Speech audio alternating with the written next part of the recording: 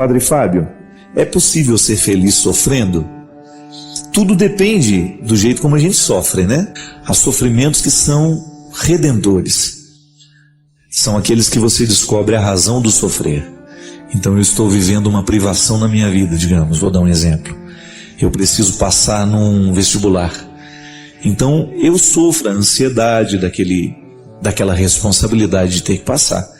Agora, a partir do momento que eu começo a estudar, eu continuo sofrendo, porque a ansiedade ainda está em mim. Mas eu começo a descobrir o caráter redentor do sofrimento, que é justamente preparar o resultado. Quando nós perdemos alguém, por exemplo, não vamos falar de morte física, não. Vamos falar de morte psíquica, né? Que é quando você perde um namorado, quando um amigo te trai. Tudo isso causa sofrimento dentro de você. Agora, se você vive este sofrimento de maneira infértil, isto é, sofre por sofrer, como é que a gente sofre por sofrer? Quando a gente permite que o ódio fique tomando conta de nós, quando o ódio começa a administrar os nossos sentimentos, aí você sofre dobrado, porque você não joga fora o que te fez mal. É igual quando a comida nos faz mal, ela prejudica o corpo. Quando nós vivemos sentimentos estragados, ela faz mal ao nosso espírito, à nossa alma, tudo que faz parte dessa condição psíquica, daquilo que não é material. Claro que o cérebro é material, mas há algumas coisas que extrapolam essa materialidade cerebral. Então a gente tem um processo de amargura, um processo de depressão, de tristeza. São vários os estágios do sofrimento. Se a gente não administra bem, por exemplo, a tristeza, é possível que isso vire uma depressão depois. Então o que a gente precisa fazer para sofrer do jeito certo? Primeiramente, ser honesto. Coloca a questão que lhe faz sofrer e pergunte-se: será que vale a pena sofrer tudo mesmo que eu estou sofrendo por isso? Às vezes nós sofremos tanto por pessoas que não valem a pena, não é verdade? Às vezes nós empacamos tanto tempo da nossa vida com sofrimentos, com pessoas que não tinham a menor consideração por nós, ou às vezes pessoas até passageiras, né? E às vezes nós ficamos sofrendo demoradamente por causa disso. Não. A gente precisa administrar isso. E o único jeito que a gente tem de administrar o sofrimento é racionalizando. O que provoca o sofrimento dentro de nós é o jeito como nós pensamos o sofrimento. Uma ideia vai me fazer mal à medida em que eu alimento essa ideia dentro de mim. Agora, se eu reconstruo, se eu substituo a ideia que me faz mal por uma ideia que me faz bem, então eu começo a superar a dor, eu começo a superar o sofrimento. Então a gente pode sim buscar esta realização, a gente pode ser feliz mesmo no momento do sofrimento. Basta que você olhe o sofrimento de um jeito novo, de um jeito diferente, e não fique se amargurando tanto, estendendo demais no tempo a experiência que poderia ser muito bem curta. Às vezes nós encontramos pessoas que não fazem a amizade com a vida. A gente tem que fazer esse pacto com a vida todos os dias, minha gente. Todo mundo sofre. Não adianta você pensar que é um privilégio seu você sofrer. Não é. Nós sofremos o tempo todo por questões que são nossas. Agora, você já imaginou se nós vamos parar a nossa vida porque a gente está sofrendo? Então o mundo não vai caminhar mais. E o mais interessante é que quando nós administramos bem o sofrimento, nós crescemos como pessoas. Nós ficamos mais interessantes. Nós ficamos melhores. A gente tem mais história para contar. A gente tem mais conteúdo, digamos assim. O conteúdo da vida está diretamente associado ao que nós sabemos fazer com acontecimentos. É isso que mais cedo ou mais tarde a gente vai poder relembrar, a gente vai poder contar, a gente vai poder dar testemunho, a gente vai poder dar exemplo e o melhor, até aconselhar aqueles que estão passando pela mesma situação e não sabem como agir. Precisamos o tempo todo administrar bem o que nos acontece, porque no momento que a gente administra bem a nossa vida, nós ajudamos até a ajudar a administrar a vida do outro também. Mas não vai querer administrar a vida do outro se você não administra a sua, né? Tem que ter primeiro esta responsabilidade com aquilo que é seu. Sofra no tempo certo, sofra do jeito certo. Não permita que as mágoas, que as coisas ruins da vida demorem demais dentro de você, porque isso não vale a pena. O bom mesmo é a gente julgar fora o que precisa ser julgado para a gente só ficar com o que é bom. O bem que fazemos, por menor que seja, tem o poder de consertar o mundo. Nós já sabemos que tudo aquilo que nós realizamos repercute. Pode repercutir muito, pode repercutir pouco, mas repercute. O bem que você realiza a alguém pode repercutir naquele alguém, pode repercutir nas pessoas que estão ligadas àquele alguém. O mal também. Toda vez que nós fazemos o mal a alguém, prejudicamos com a nossa palavra, com o nosso gesto, com a nossa desonestidade, com a nossa mentira, nós fazemos sofrer aquela pessoa que foi vítima da nossa maldade e naturalmente os entornos dela. Por isso que é tão importante a gente ter consciência das nossas ações. Nós temos falado muito de posicionamento nos dias de hoje. Fulano de tal precisa se posicionar. Eu sempre penso, o cristão já está posicionado. O cristianismo é um posicionamento. Porque não dá para ser cristão e ser a favor da mentira, da desonestidade, do roubo. Não pode ser cristão e ao mesmo tempo ser favorável a tudo aquilo que nos destrói como sociedade, posturas diabólicas. Não dá para você conciliar a sua vida cristã com a fofoca, com a maldade. Então, se você escolheu ser cristão ou não, se você se posicionou no mundo a partir de uma crença religiosa, você naturalmente tem um código de responsabilidade a ser seguido. Não é verdade? Eu sou cristão. O meu posicionamento é sempre estar de acordo com tudo aquilo que faz o Evangelho acontecer. Não faz o Evangelho acontecer, não vai contar comigo. Este é meu esforço diário. Sou muito falho, claro, mas eu luto para que o meu posicionamento seja sempre o Evangelho. E na minha vida, como cristão, eu não posso conciliar as minhas maldades com aquilo que eu aprendi com Jesus. Jesus passou no mundo fazendo o bem, sempre, acolhendo a todos, curando os que estavam diante dele, os que solicitavam a sua intervenção. Jesus passou reconciliando os corações, reintegrando pessoas que se sentiam excluídas pelos seus pecados, pelas suas misérias. Jesus passou fazendo o bem. E a minha missão é esta.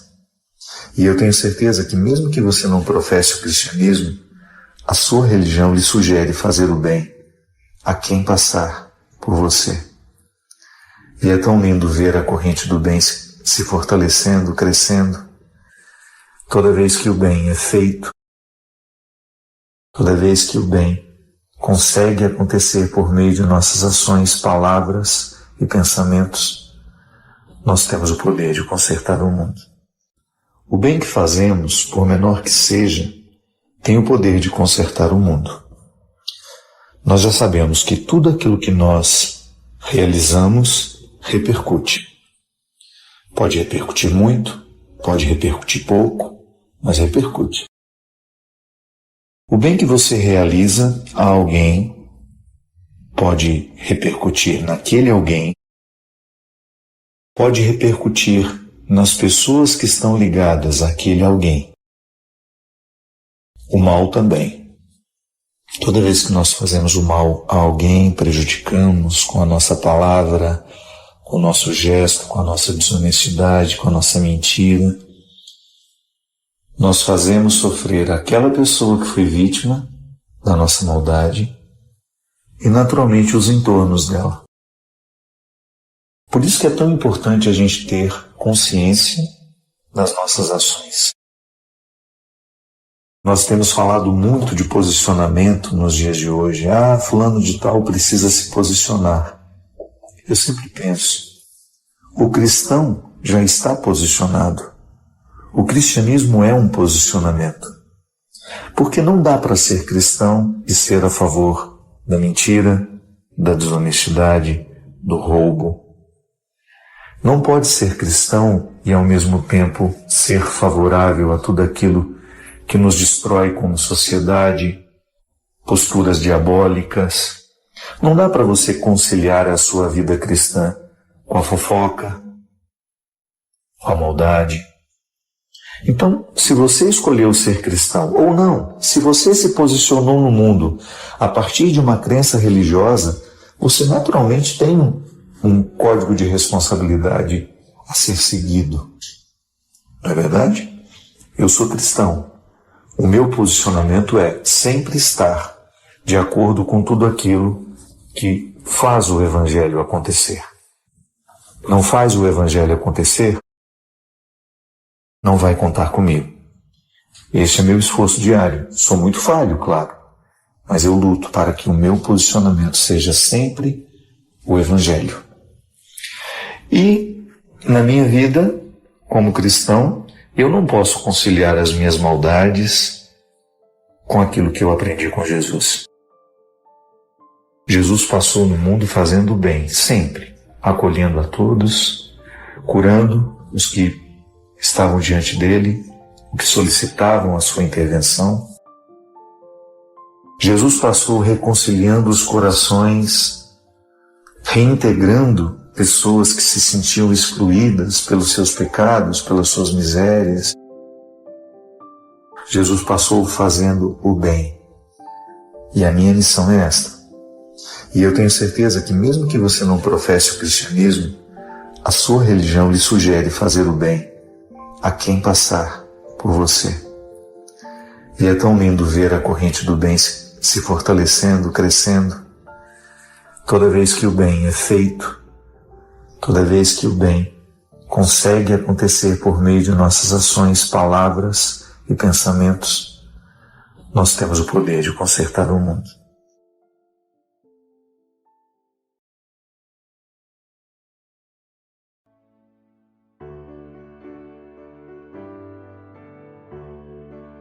Porque às vezes a gente faz tanto, a gente trabalha tanto, nós caímos numa vida de tantas atividades que a gente corre o risco de viver sem conhecer o que a gente é.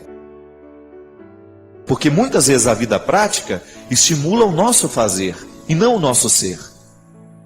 E é por isso que eu preciso ter os meus momentos de cultivar quem eu sou. É por isso que as religiões nos ensinam a meditação, o silêncio, a oração, a contemplação.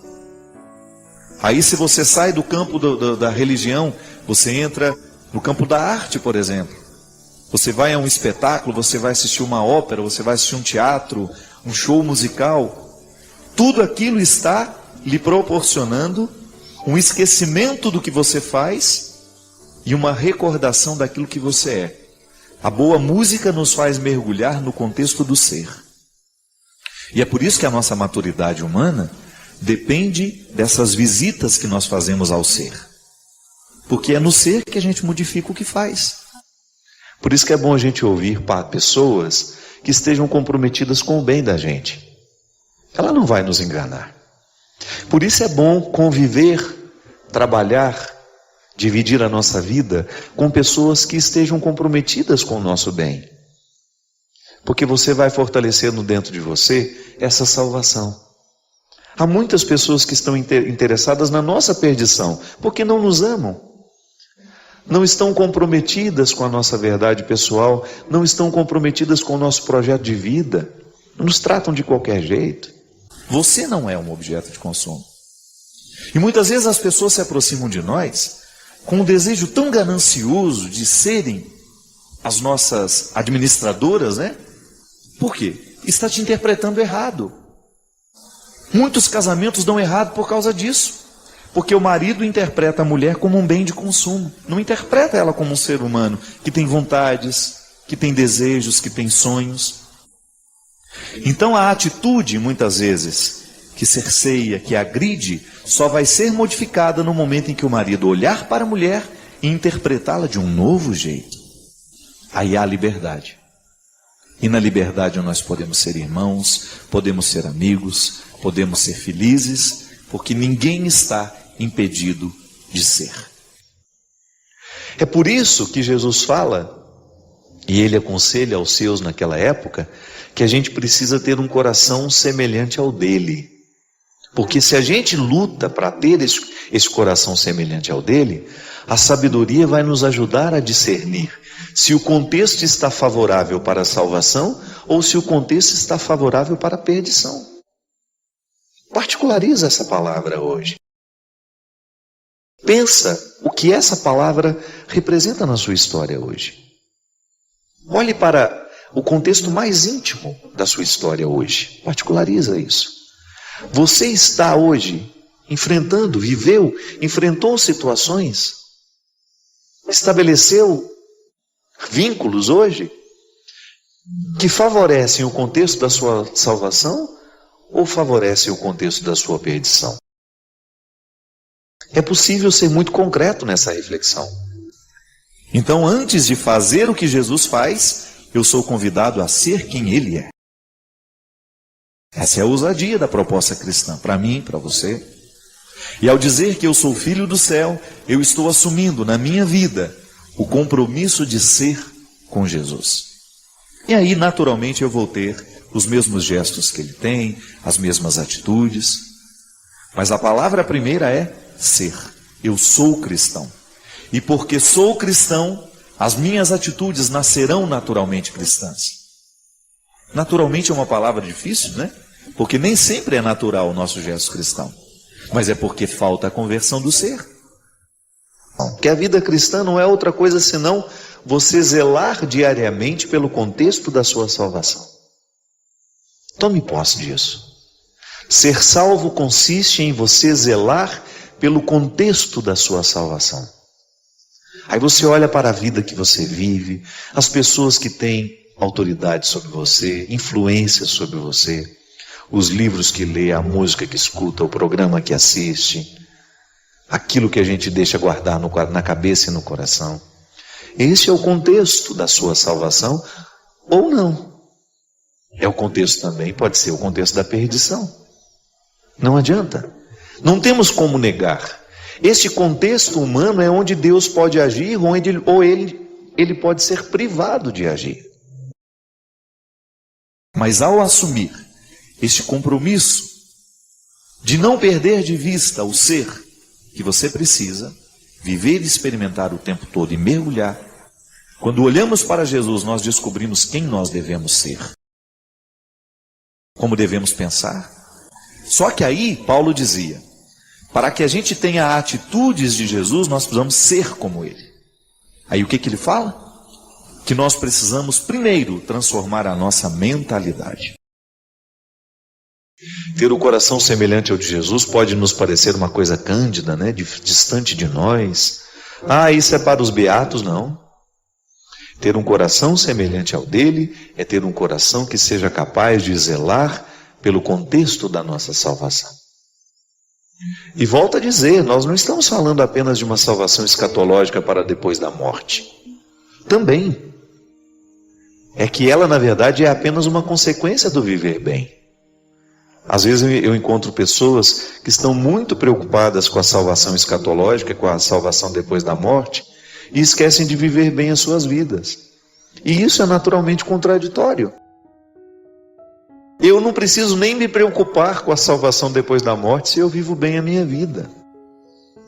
Se eu zelo pelo contexto da minha salvação, se eu não permito que as estruturas diabólicas tenham ascendência sobre mim ou venham crescer dentro de mim, particularize isso. Quando eu asseguro que o meu ser está mergulhado num processo de transformação, de conversão, se eu estou vivendo a dinâmica desse batismo, é natural que eu ame, é natural que eu queira o bem, é natural que eu não semeie discórdias, é natural que eu saiba controlar as minhas vaidades, é natural que eu saiba controlar os meus orgulhos, é natural que eu não queira mentir, porque o ser está conectado em Jesus e sabe muito bem que viver a dinâmica de Jesus é justamente negar tudo isso, é não querer isso como parte, é não querer fazer parte dessas misérias todas, não é? Aí você então de alguma maneira controla a sua dimensão adâmica que não morre, que está aí dentro de mim, que está dentro de você.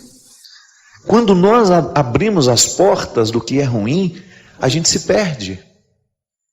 Mas quando uma palavra nos orienta e reata dentro de nós esse compromisso com a vida que todo ser humano deveria zelar para manter, a gente é salvo. Então a palavra é salvífica. A palavra tem o dom de nos colocar dentro de um contexto de transformação, de mudança, que significa também salvação.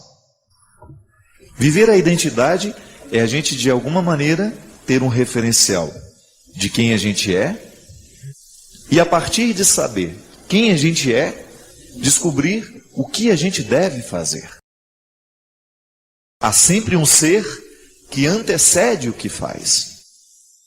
Isso é identidade, porque é refletindo a nossa humanidade que a gente vai se aproximar da santidade que nós tanto precisamos viver. Não há um outro jeito. Eu não sei, eu não posso ficar santo se eu não tocar nas minhas questões humanas, se eu não aprimorá-las e modificar essas estruturas. Que às vezes a gente pode ter essa compreensão equivocada de que Deus está nos propondo um fardo. Não.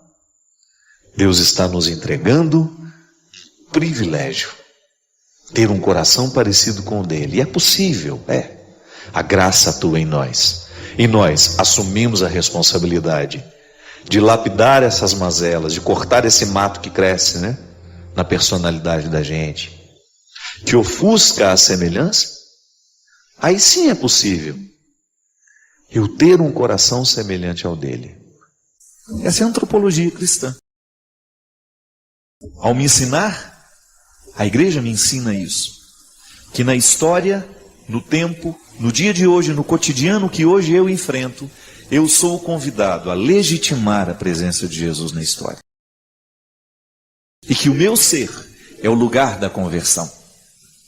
É aqui, no meu pensamento, na minha atividade cerebral, nos meus motivos intelectuais, é aqui onde o meu coração bate, onde todos os meus sentimentos são processados, onde as minhas sensações também existem e me ajudam a ser quem eu sou, que a primeira dimensão do cristianismo se forma.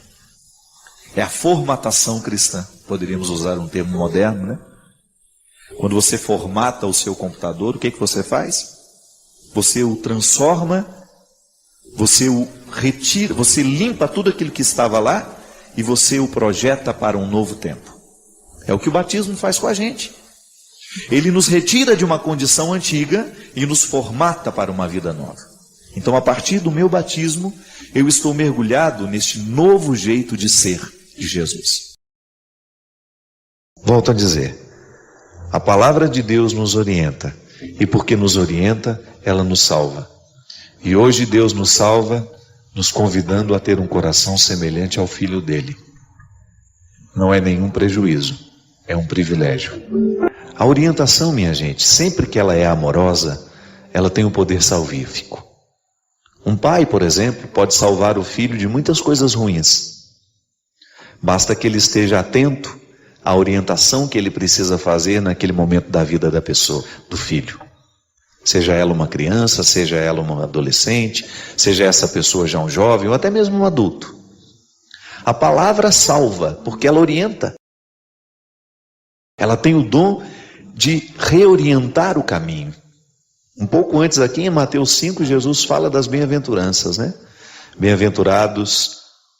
A expressão bem-aventurados também pode ser traduzida como felizes. E ainda pode ser compreendida como bem encaminhado. Então a palavra de Deus tem o poder de nos salvar porque ela nos orienta. Por isso ela é a palavra de salvação. Eu sou salvo toda vez que sou orientado a agir de um jeito certo. Toda vez que eu tenho condições de escolher melhor, eu estou sendo salvo. Quando a palavra nos orienta, minha gente, ela cria dentro de nós um contexto de redução da ação do que é maligno em nós. E o que nos salva são as mudanças que nos tornam melhores. Eu, quando lhe quero bem, eu estou lhe proporcionando ser quem você é e ao mesmo tempo ajudando a retirar os excessos que prejudicam o seu ser. Pedindo a Deus que nos conceda a graça de ter um coração semelhante ao seu Filho. E esse é o nosso propósito, diariamente. Quando a gente se coloca nessa caminhada cristã, outra coisa a gente não pretende senão assumir essa semelhança. Na teologia cristã nós aprendemos que nós recebemos essa semelhança como um dom, uma vocação. Mas à medida em que nós vamos vivendo, nós vamos assumindo e tomando posse desse dom. A semelhança será sempre um projeto a ser vivido e experimentado no dia a dia. Hoje eu quero ser mais semelhante a Jesus. Hoje eu quero ter um coração igual ao dele.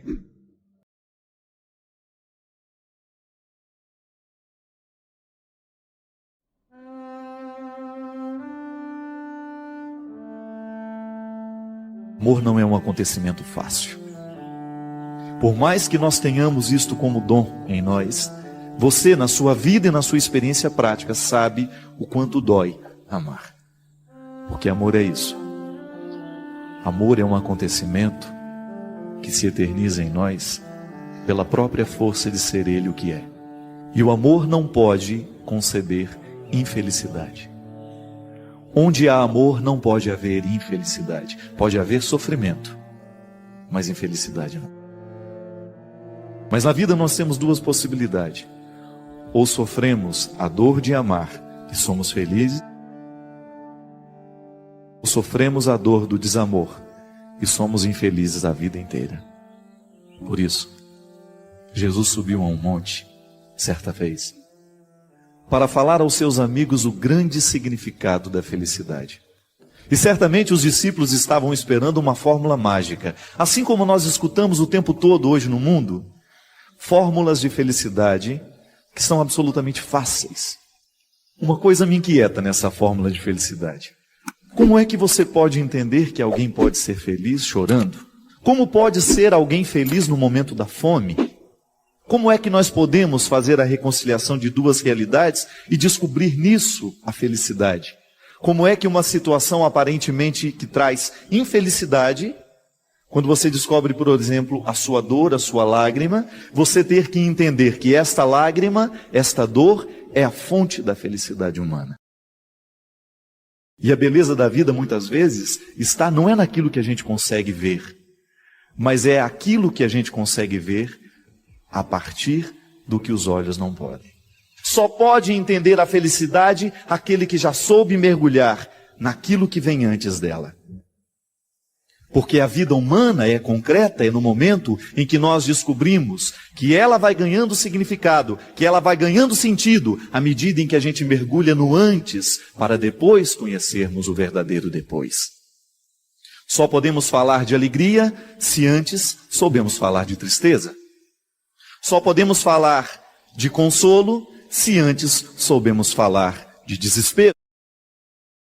Se você ainda não pôde descobrir o que verdadeiramente te faz feliz, ou que te realiza, se talvez você ainda não tenha descoberto o verdadeiro significado da sua vida, se ainda é triste, se ainda é infeliz, talvez seja porque ainda não foi capaz de mergulhar no mistério da sua tristeza, por exemplo. Talvez ainda não foi capaz de mergulhar no mistério do seu sofrimento e por isso não extraiu nada dele, senão a decepção. A vida é assim.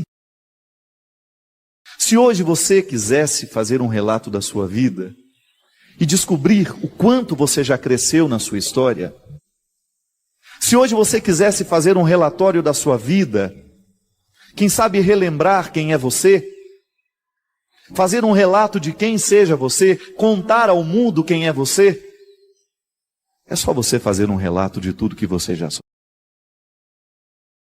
Os sofrimentos humanos são muito parecidos, só muda de endereço. Já dizia minha mãe o tempo todo, cada um no seu canto, sofre seu tanto. Se hoje você tivesse a oportunidade de dizer quem é você, você não saberia dizer, se você não dissesse junto, tudo o que já aconteceu, que já lhe marcou, que já lhe definiu, Tudo aquilo que você já sofreu, tudo aquilo que você já deixou partir, tudo aquilo que você já sepultou, toda a história de vida que já passou pelos seus dias, pela sua casa, pela sua família, porque não há ser humano concreto fora da experiência do sofrimento. De tudo que você precisou se empenhar, de tudo que você precisou lutar, de tudo que você precisou reconciliar dentro de você. E ali está a sua identidade, ali está a sua marca, ali está a sua cara, na vida que você se empenhou, nos amores que você amou, nos filhos que você educou, nas noites mal dormidas, para que aquela criança tivesse vida, para que ela continuasse viva. Que só pode vencer aquele que soube lutar.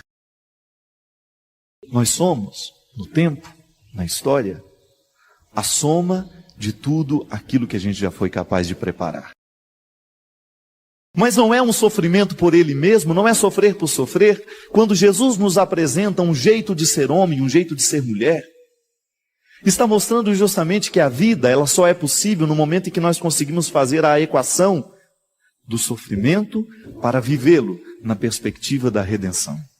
Se você tem que caminhar 30 quilômetros, é preciso dar um passo. O sofrimento da caminhada vale a alegria de uma chegada. Não há ressurreição sem o Calvário. Há também uma história interessante. Dizem que a águia americana, à medida que um tempo vai passando para ela, as unhas vão ficando curvadas, o bico vai ficando curvado.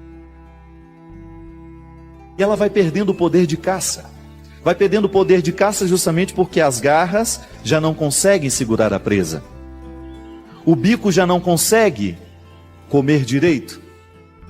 E então, naquele momento, depois de ter vivido um bom tempo da sua vida, ela tem que tomar uma decisão.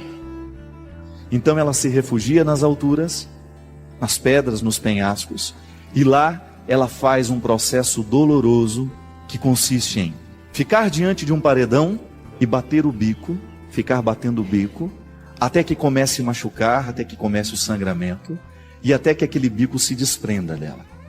A águia precisa perder o bico que já não lhe serve. E é sofrido isso. Cai aquele bico e pelo próprio processo da regeneração da natureza, um novo bico vai surgindo. Cresce. Como se fosse uma criança ali se desenvolvendo de novo. E o processo ainda não terminou. Quando o bico já está novamente crescido, fortalecido, ela começa um processo de arrancar as unhas. Com o próprio bico novo, ela começa a arrancar as unhas que já não lhe servem mais, porque já estão curvadas, já não são capazes de segurar a caça. Se ela continuar com aquelas garras envelhecidas e sem poder de caça, o que acontece? Morre de fome. Não tem mais as características da águia. É uma águia, mas é uma águia sem poder. Depois de terminado todo este processo de arrancar as unhas,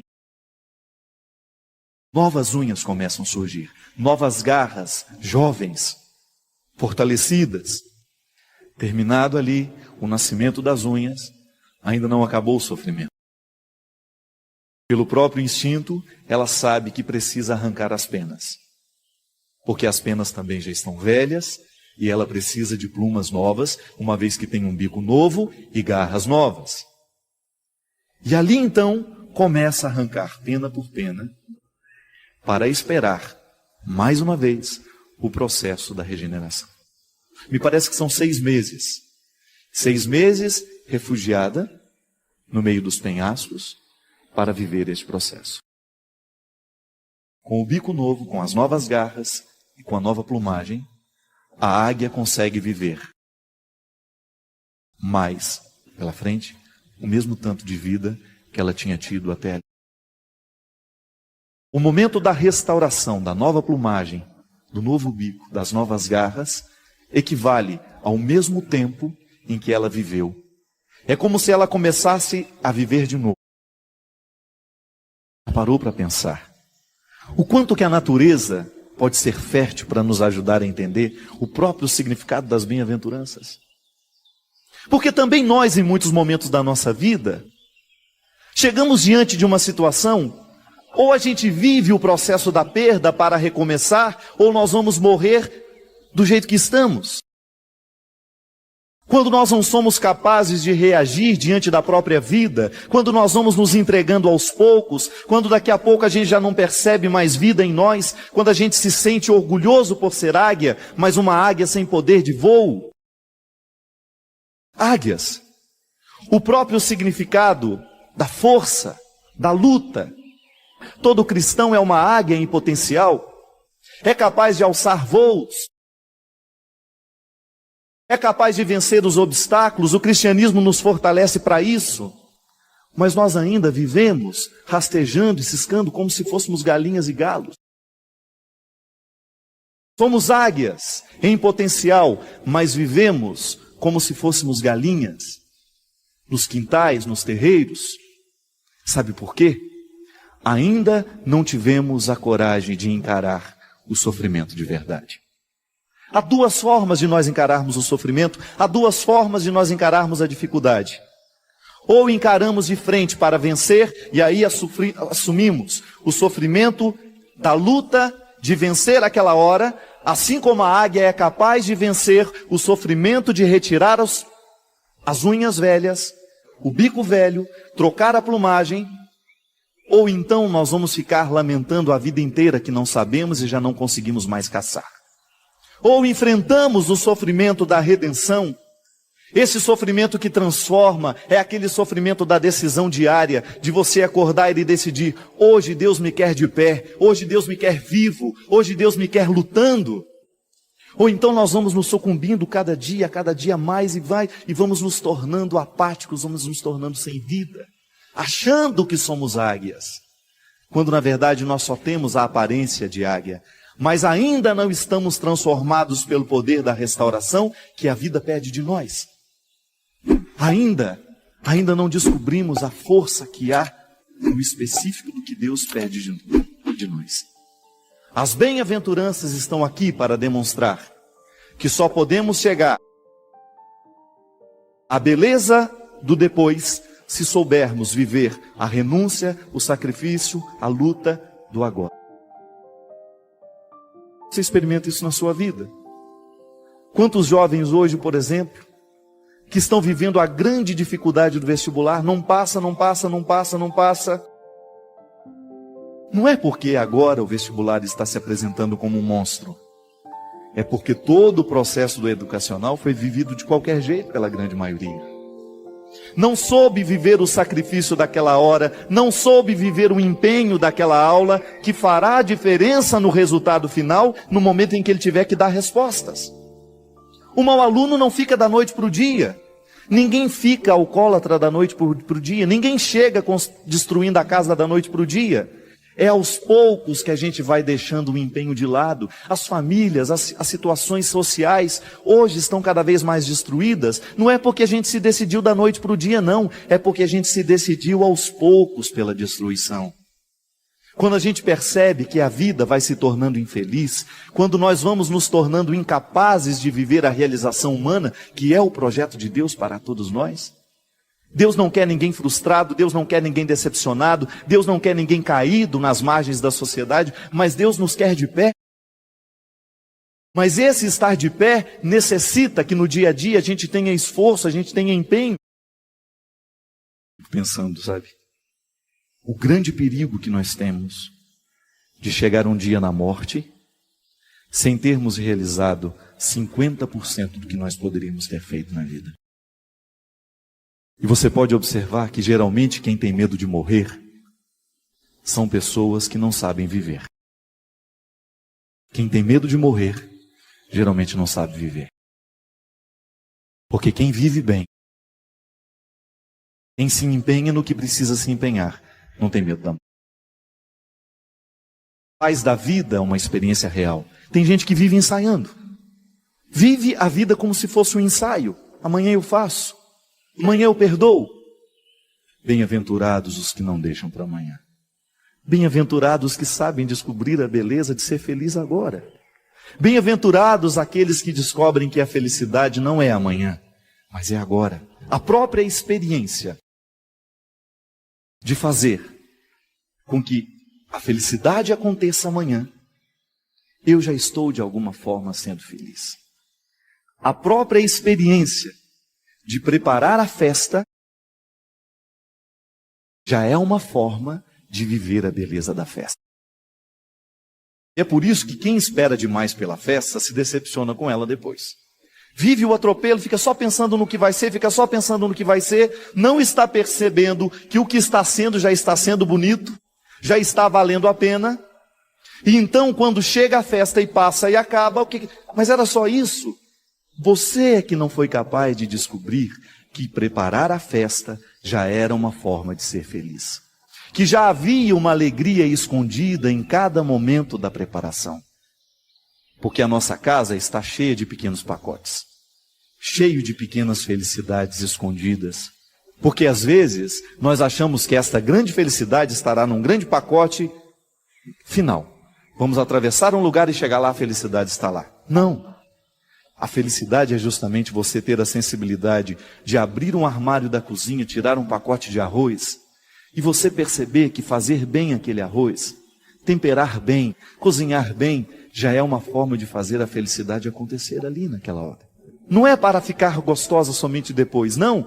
É o processo de feitura, de dedicação ali, de você observar o processo da feitura, de você saber que tudo aquilo ali é detalhe seu sendo colocado. Aí você descobre que a felicidade é pequena e que ela vai se tornando grande à medida em que a gente vai juntando uma coisa na outra.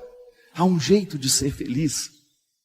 Não é uma receita mágica, mas é a atitude de cada hora, é a atitude de cada momento. Você se empenha para conseguir um resultado final. O atleta, por exemplo, o que diferencia um atleta medalha de ouro do medalha de prata? Às vezes, minha gente, 5 segundos, milésimos de segundos. Chegou à frente por uma diferença de milésimos de segundos. E sabe o que faz a diferença no final? Às vezes 5 minutos, 10 minutos a mais de treino por dia. E no final de tudo, faz a diferença na vida de quem é medalha de ouro. E às vezes, no momento em que a gente descobre que precisa dar 5 minutos a mais para chegar no segundo ponto da bem-aventurança, da consolação, da alegria, no momento do sofrimento, no momento da luta, no momento da humilhação, quando a gente precisa dar 5 minutos a mais, nós não temos disposição. A gente não vê a hora de ficar livre daquilo. Se o treinador, se o atleta começa a pensar assim, ele jamais será um vencedor. Jamais será um vencedor e se contentará sempre em ser um terceiro, quarto, último lugar, porque ele já aprendeu a ser um perdedor, aprendeu a ser uma águia velha sem o poder de caça, aprendeu a ser uma cigarra eternamente debaixo da terra, que nunca sai para cantar, porque não vive de fato o processo de estar ali para ser o que é. O medalha de ouro é aquele que se desafia. Estou cansado, mas vou treinar mais 5 minutos. Por que isso? 5 minutos hoje, 5 minutos amanhã e depois farão diferença no meu resultado final. E tem isso diante de si, tem essa consciência de que não pode parar, de que não pode deixar de lutar, porque a vida, a felicidade só acontecerá na sua vida se ele souber viver o empenho daquela hora, a dificuldade daquele momento, se souber sorver com todas as forças aquele momento que está lhe batendo a porta, aquele desafio que precisa ser vencido. Porque há muitos de nós que precisa cair o bico e fica só olhando para o penhasco. Meu Deus, preciso começar a bater esse bico nesse penhasco. Vou começar amanhã. É igual dieta que começa na segunda. Nós sempre temos uma desculpa. Esse final de semana eu vou aproveitar. Depois eu começo. E aí, nós vamos enganando a gente mesmo e nós vamos ficando só na primeira parte. Continuamos pobres, continuamos miseráveis, continuamos mesquinhos, continuamos enjoados, continuamos aborrecidos, continuamos humilhados, continuamos mortos, continuamos no sepulcro, porque deixamos de viver a perspectiva da vitória, porque a gente não tem a coragem heróica de bater o bico contra o penhasco e deixar que caia aquilo que já não é mais nosso. É igual pessoa que morre alguém da família e que não aceita a morte. Fica vivendo como se aquela pessoa existisse, estende o sofrimento a vida inteira, não é capaz de dar tchau, não é capaz de sepultar, não é capaz de compreender que as pessoas morrem, por mais trágico que seja a morte. Precisamos nos libertar disso, Morreu, vamos sofrer, mas vamos sofrer para que a cura aconteça em nós. Vamos sepultar o que precisa ser sepultado. Nisso consiste a maturidade. É igual o namorado que termina e que não aceita que o namoro acabou. Fica eternamente sofrendo pelo namorado que não virá mais. E não são poucas as pessoas que hoje vivem a agonia, porque não sabe deixar as pessoas irem embora. Não sabe deixar as pessoas partirem. Saudade é o revés de um parto. É arrumar um quarto para um filho que já morreu. Olha que coisa mais triste. Fazer da vida uma eterna espera de quem já não volta. E quem espera por aquilo que não é possível, já está sendo infeliz nas pequenas partes. Porque o bonito da vida é a gente descobrir, não deu certo, mas agora a gente pode ir além. Quem gosta de apontar para o que não deu certo são as pessoas infelizes. Quem gosta de apontar para aquilo que já não deu certo são aquelas pessoas mesquinhas, e nós estamos cheios de gente assim do nosso lado. Quantas vezes a gente não é assim na vida do outro? A gente não abre a boca para mostrar que está bom, a gente só abre a boca para mostrar que está ruim. Quantas vezes nós fazemos na nossa vida isso, uma constante recordação para o outro de que ele não presta? Só pode apontar a pobreza do outro se você tem uma riqueza para apresentar para ele. Senão, o seu dedo acusador não serve para nada. Ele não faz diferença na vida do outro. O diabo, o demônio, essa força contrária que se opõe a Deus, que está presente em nós o tempo todo, nas nossas relações, forças demoníacas o tempo todo dentro de nós. Eu não gosto de imaginar o diabo como um homem chifrudo, não. Apontando, não. Sabe como que eu gosto de pensar o diabo? E que eu acho que é um jeito mais saudável de pensar? Quando a gente é mal nas pequenas coisas. Quando o outro constrói uma relação de maldade só para enganar. Isso é demoníaco em nós. É como se o mal estivesse aqui e eu tomasse uma parte dele e falasse, eu agora quero ser mal também. Eu estender a mão em direção à maldade e dizer, venha para mim. Isso é demoníaco, isso é o diabo. E o diabo, essa força contrária, é aquele que fica parado nas esquinas da vida, nas portas das nossas casas, dentro dos corredores das nossas casas, para dizer assim, olha ali o que você fez. Mesmo que a gente não tenha conseguido fazer certo, Deus, ao contrário de ficar apontando o que não foi feito, ao contrário de ficar apontando o que não deu certo, Ele apenas nos sorri e nos diz, olha o que ainda pode ser feito. Olha a beleza que ainda você não foi capaz de conquistar. Vive esse tempo debaixo da terra agora, de sofrimento, de luta, mas não viva triste não. Já descubra que esta luta, esse sofrimento, é redentor na sua história. Perceba que neste momento da sua história, há uma felicidade sendo nutrida, e que você só será capaz de reconhecê-la à medida em que você é capaz de perceber que neste momento da sua vida, da sua história, há uma dor acontecendo, mas há uma alegria sendo preparada. Só sabe ser feliz quem soube ser, de fato, triste. Só sabe ver o valor da riqueza aquele que verdadeiramente experimentou a pobreza. E é por isso que há um ditado popular que diz muito bem, tudo que vem muito fácil, vai embora muito fácil também. Que não precisou lutar para alcançar. A felicidade já foi dada para todo mundo. Deus não muda de ideia. Deus não amanhece mal-humorado e fala, hoje eu vou retirar o que já dei. Não. Se a felicidade não está acontecendo, é porque a gente ainda não teve forças de arregaçar as mangas, ou a gente ainda não teve coragem de enfrentar o penhasco, ou a gente ainda não teve coragem de enfrentar a solidão da terra, e a vida foi ficando preguiçosa, e nós fomos ficando preguiçosos, nós não fomos nos tornando capazes de assumir o sacrifício daquela hora, daquele momento, e aí ficamos colocando a culpa em Deus. Mas e a minha parte, e a sua parte? Onde é que está o nosso empenho? Onde é que está o preparo nosso de cada dia? Aquilo que você olha e enfrenta, gente do céu, eu não posso continuar com esse bico caído desse jeito. Eu tenho que ter coragem de mexer na minha história, nos meus sentimentos. Eu tenho que tomar coragem de mexer nas minhas feridas, porque é somente mexendo que eu vou me tornar capaz de viver a cura, a experiência da reconciliação interior. Quantos de nós precisamos fazer isso? Quantos de nós precisamos aqui viver neste momento, agora quem sabe, sair deste sofrimento que não tem nenhuma redenção nele? Sofremos por sofrer, vivemos por viver, A gente vai vivendo pela metade. A gente vai vivendo como se fôssemos apenas... Vamos fazendo da vida apenas uma experiência de metade. Dizem que na China há um rio chamado Rio Amarelo, diferente dos outros rios. Porque este rio, ele acaba antes de morrer.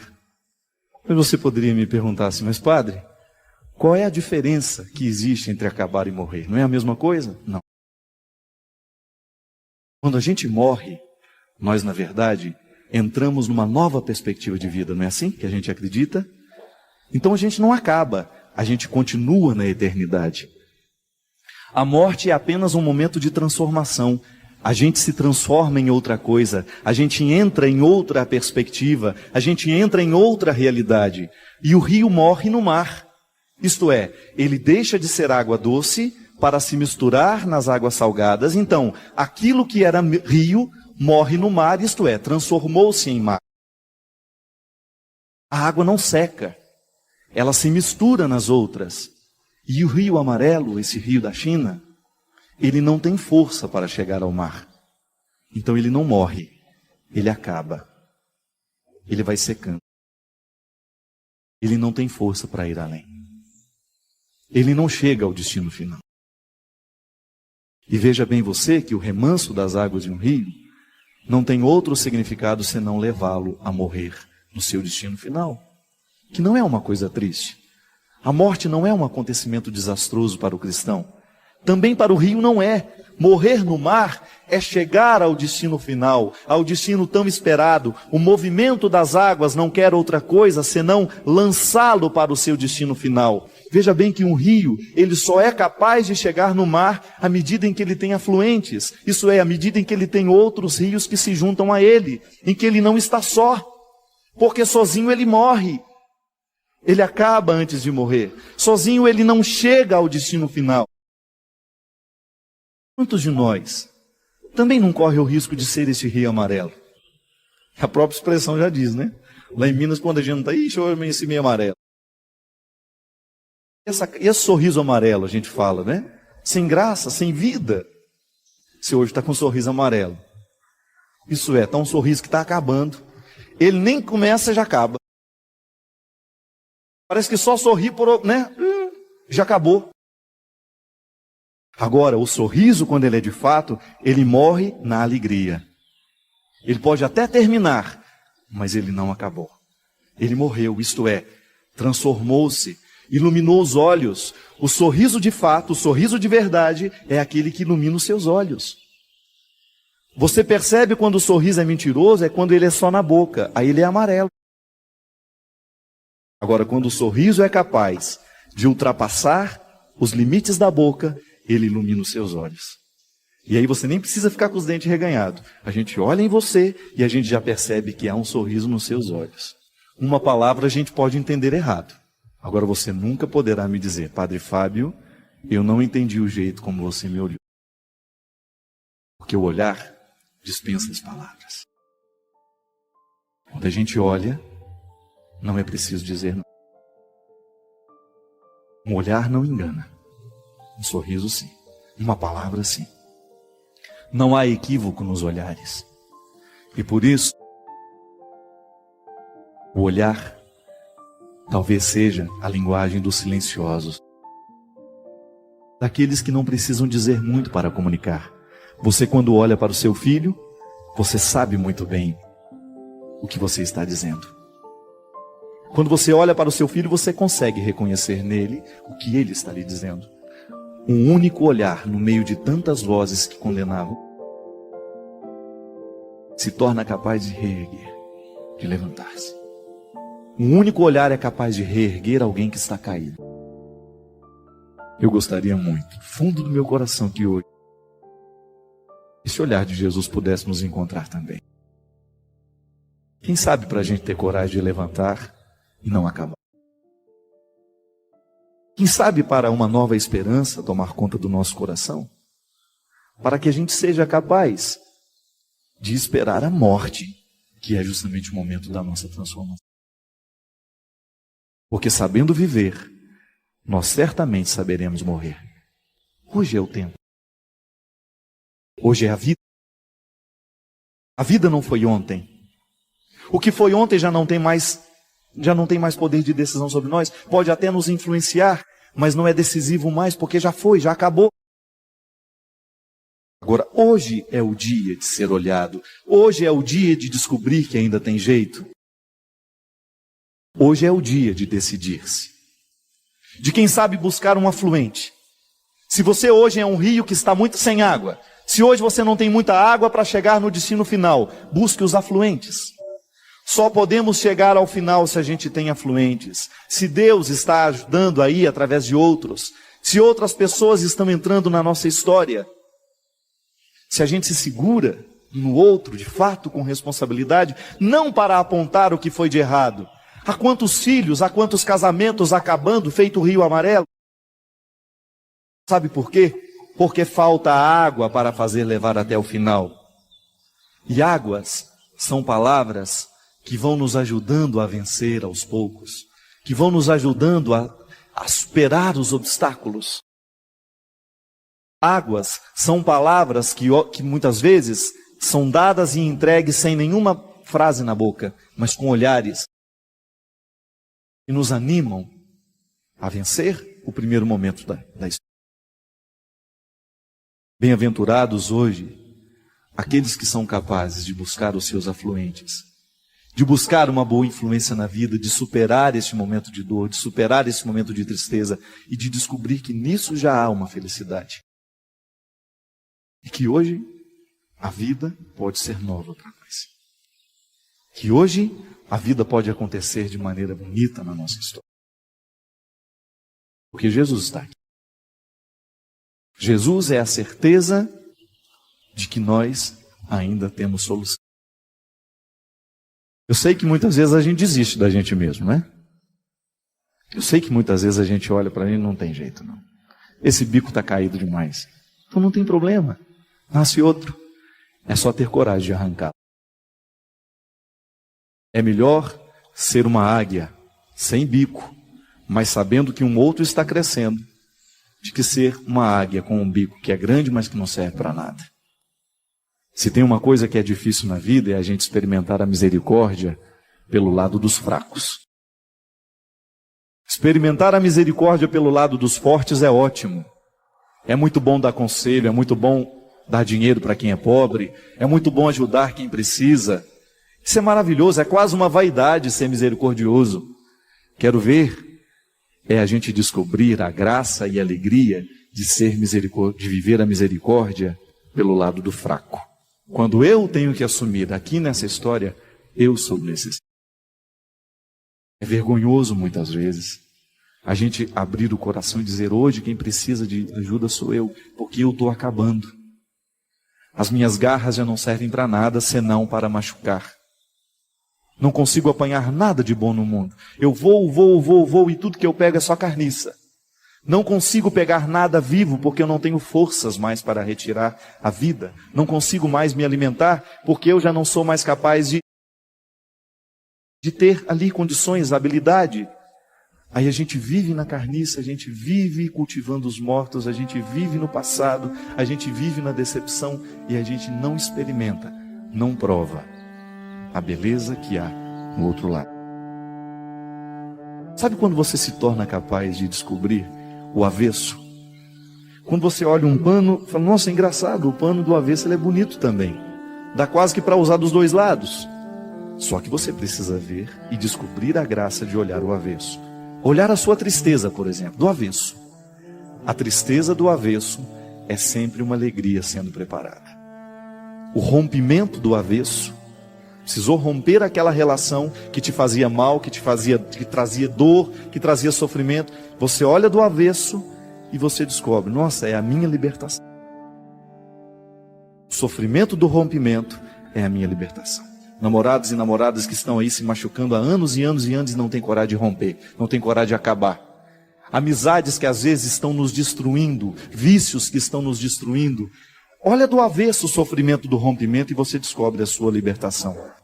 Veja a humilhação pelo lado do avesso e você descobre a virtude. E aí sim, a gente vai se tornando sábios, porque a gente descobre que há um jeito diferente de enxergar o mundo. Há um jeito diferente de ver aquela mesma história, só que agora com os óculos de Jesus. Antes era desesperador, agora não, porque a gente olha com os óculos de Jesus. Antes era impossível amar aquela pessoa e agora, emprestando o coração de Jesus, se torna mais fácil. Antes era impossível perdoar, mas agora, emprestando o coração de Jesus, se torna mais fácil. Porque o coração de Jesus vai me mexendo, vai me transformando e eu vou me tornando diferente. Porque a transformação vai chegando em mim. Está enxergando mal? Não está sabendo ver a alegria na tristeza? Não está sabendo ver a vitória no treino, no sofrimento daqueles 5 minutos? Peça a Deus o óculos dele. Mas eu te achava tão feio antes. Engraçado, eu não suportava aquele seu jeito de falar. Agora com os óculos de Jesus eu te vejo diferente. Eu te via com tanto preconceito, meu Deus do céu. Eu te achava um homem vulgar. De repente eu coloco os olhos de Jesus e te enxergo de um jeito diferente. Eu não tinha a menor paciência com você. E agora, com os óculos de Jesus, eu te vejo de um jeito tão diferente. Parece que mudou. E às vezes está do mesmo jeito. O que mudou foi o seu jeito de enxergar.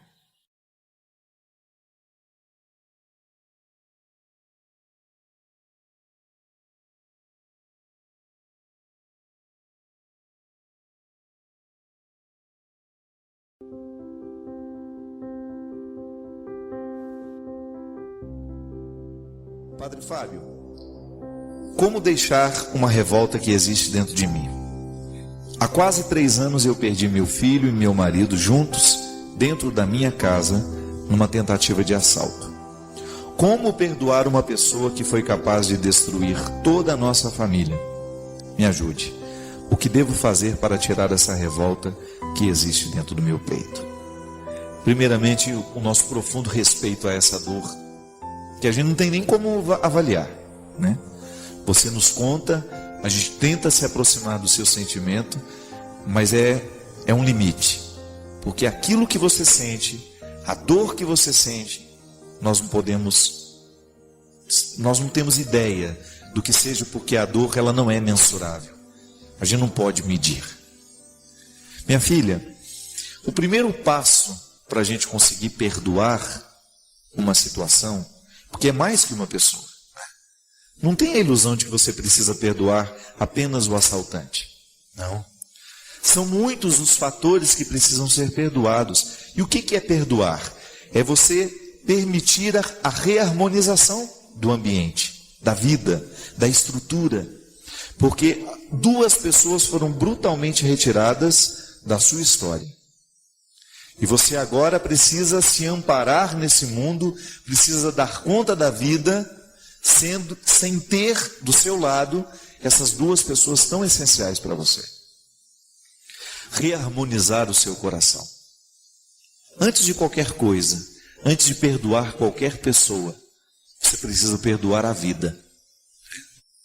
Primeiramente, tirar do seu coração essa história, que certamente ocorre com todo mundo que vive um momento como esse. Por que aconteceu comigo? Você já deve ter me escutado falar aqui, minha filha, que às vezes a gente faz perguntas que não nos levam a nada. Mas a gente insiste em fazê-las, que é uma maneira que a gente tem de gritar o nosso desaforo. A gente acha que é um desaforo isso. Alguém entra dentro da nossa casa, mata as pessoas que nós amamos e depois nós precisamos aqui administrar todos estes ódios que esse assassino provocou dentro de nós. É desaforo. O primeiro detalhe a ser reorganizado dentro de nós é olhar para esse fato e tentar metabolizá-lo sem ódios e sem rancores. Aconteceu comigo, poderia ter acontecido com o vizinho do lado, e de nada adianta eu ficar fazendo perguntas agora que definitivamente não vão me ajudar a resolver o meu dilema, o meu conflito. Preciso então agora dar um passo na direção da vida e fazer as pazes com ela. E aí, minha filha, a melhor maneira de fazer as pazes com a vida é você olhar para o que restou. O que dessa família tão desestruturada existe para você? É como o náufrago, que diante daquele desastre de olhar para todos os lados e só ver água, encontrar algum lugar em que possa segurar e se apoiar para poder vencer a tempestade. É a hora de você olhar para os seus valores, para as pessoas que você ama e você dar um passo na direção delas. Isso é perdoar a vida. É você se dispor a continuar vivendo. Porque o perdão ao assassino, pode ser que você vá conseguir daqui a um tempo. Você só vai conseguir perdoar o assassino, se você conseguir dar esse passo na direção da vida. E o passo na direção da vida é que vai ajudar você a reorganizar o sentimento que te machuca tanto. Porque antes de perdoar as pessoas, a gente tem que perdoar o acontecimento. Não é? É de alguma maneira você encaixar dentro do seu coração pelo menos essa possibilidade. Eu quero dar um passo.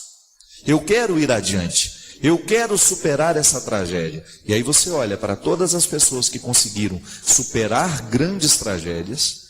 E olha, eu já vi muita gente conseguir fazer isso. Essas pessoas precisaram fazer o quê? Abrir as janelas da casa, olhar para o que restou e começar a reorganizar a vida. Eu desejo, minha filha, que neste momento de profunda dor, você possa reencontrar o caminho da vida. Perdoe a vida. E dê à vida uma oportunidade de você, quem sabe, mesmo ferida, mesmo machucada, você ter condições de reencontrar o seu caminho. E viver por eles.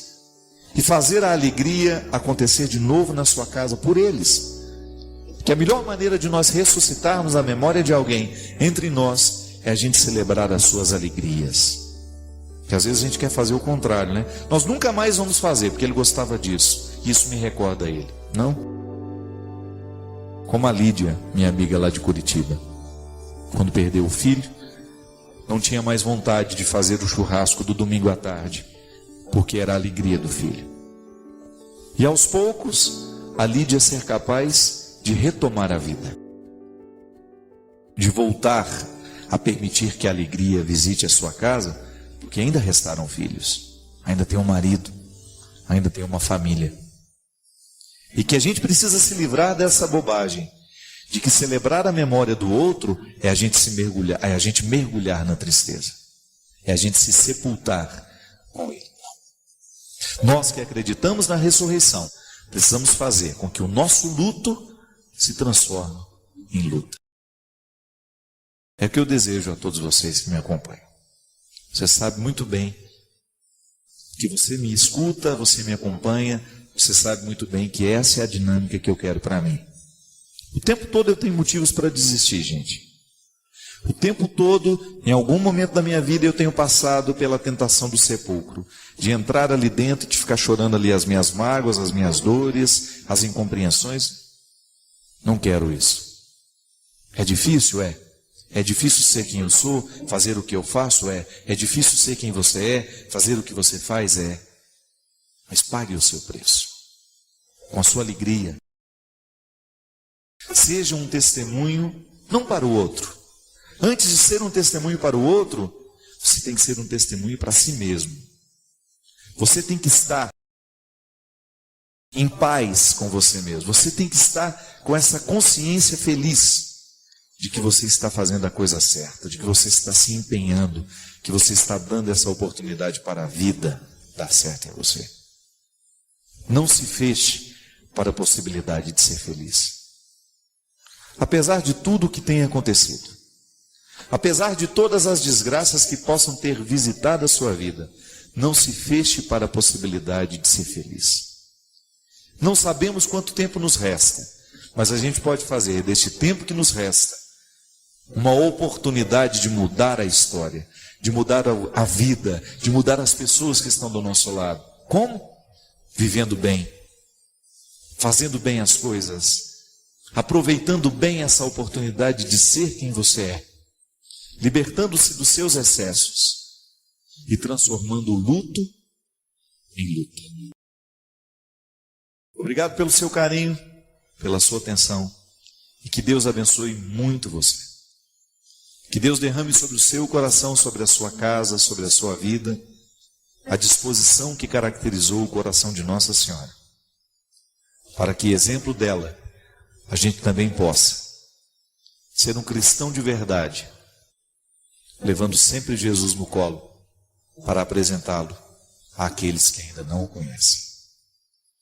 Derrame sobre nós a bênção do Deus Todo-Poderoso, Pai, Filho e Espírito Santo.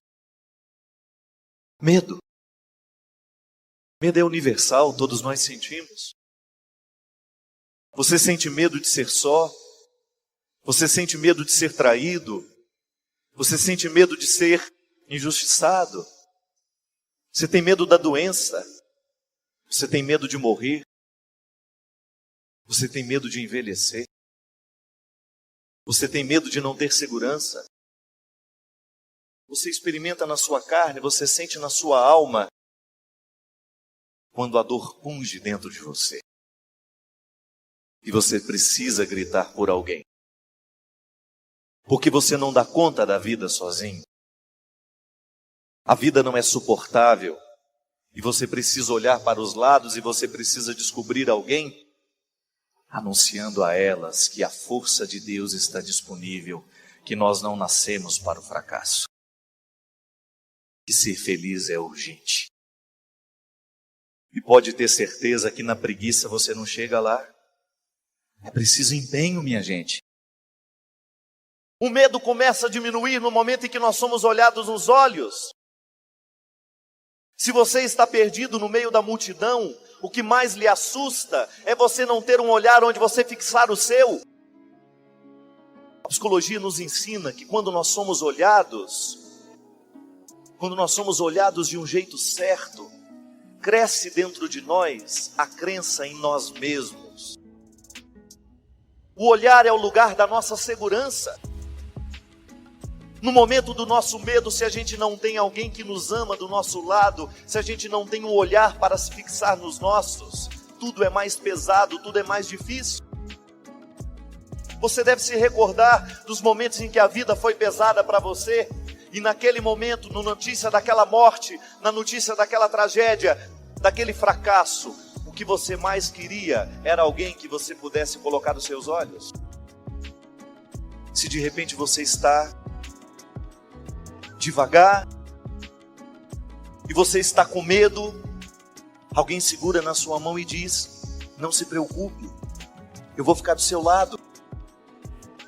Aí você fala: mas você não tem que ir? Ela diz: eu tenho que ir, mas eu decidi que vou ficar com você. Diminui o medo. Entrou no seu tempo. Viu você como você é. Mas você sabe por experiência própria que no momento da sua mudança, se você tem alguém segurando na sua mão, se você tem alguém olhando nos seus olhos e mudando junto com você, fica mais fácil. Diminui o medo.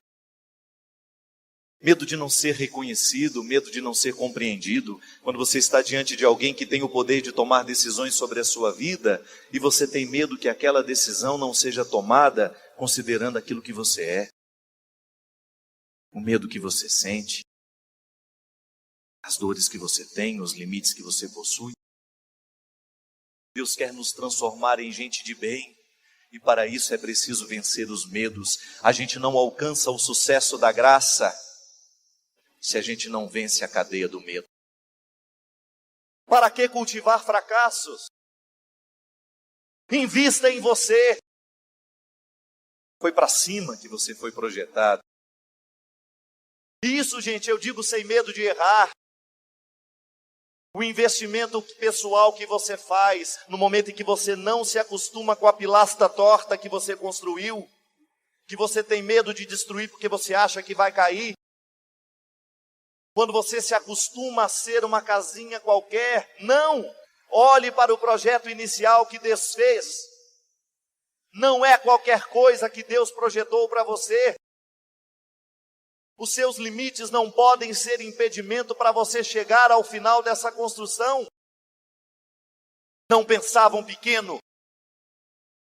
A alma, a humildade precisa nos fazer pequenos, mas nós não podemos ser pequenos diante de Deus. E alcançar essa grandeza só é possível pela força da humildade.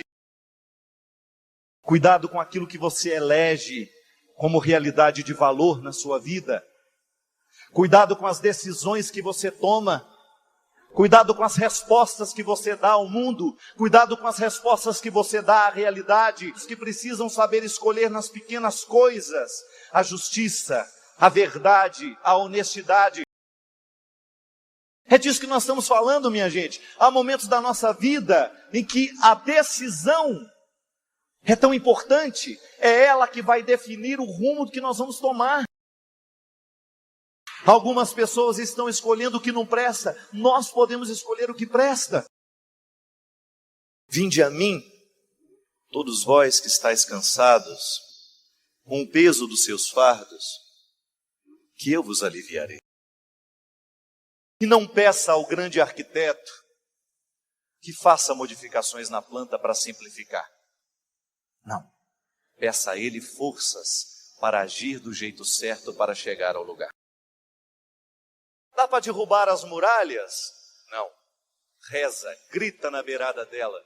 Insista, grita o quanto você pode até abalar as estruturas desta muralha que está impedindo você. Não tenha medo do processo, não tenha medo do projeto inicial.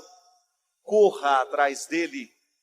Corra atrás daquilo que é honesto, daquilo que é puro, e você não vai ter outro destino se não tornar-se puro também, purificar aos poucos a sua vida, o seu coração destes excessos que lhe enchem de medo. Tenho medo de chegar até lá. Então, porque tenho medo de chegar até lá, eu sento e fico lamentando a minha vida inteira. Oh, meu Deus, mas são 100 quilômetros daqui.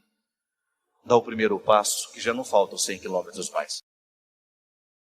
Agora, se a gente se segura naquilo que é inútil, naquilo que não nos faz crescer, nós não vamos chegar a lugar nenhum. Quantas vezes na vida, minha gente, nós precisamos do tombo para poder descobrir o lugar essencial, o nosso lugar. Quantas vezes nós nos utilizamos das futilidades da vida, a gente perde o nosso tempo com futilidades.